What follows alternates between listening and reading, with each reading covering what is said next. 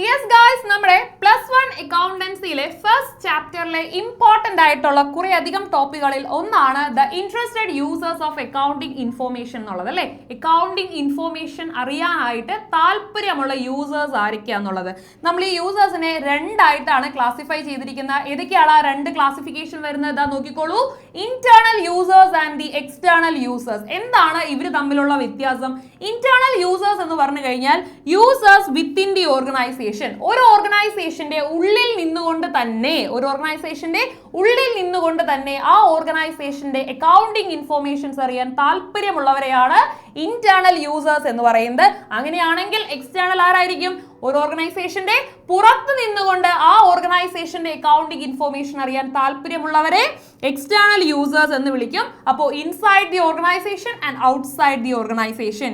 Yes, അപ്പൊ നമുക്ക് അതിന്റെ കുറച്ച് എക്സാമ്പിൾസ് നോക്കിയാലോ. ഇതാ നോക്കാം.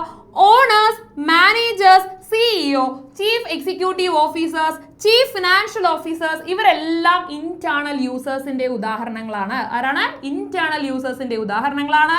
അങ്ങനെയാണെങ്കിൽ ദ എക്സ്റ്റേണൽ യൂസേഴ്സ് ആരൊക്കെയാ നോക്കിയേ. Creditors, bank, financial institutions, tax authorities, government, customers, labour union, ഇവരെല്ലാം എക്സ്റ്റേണൽ യൂസേഴ്സിനും എക്സാമ്പിൾസ് ആണ്. ഓക്കെ അല്ലേ? അപ്പൊ എല്ലാവരും അടിപൊളിയായിട്ട് പഠിക്കാം.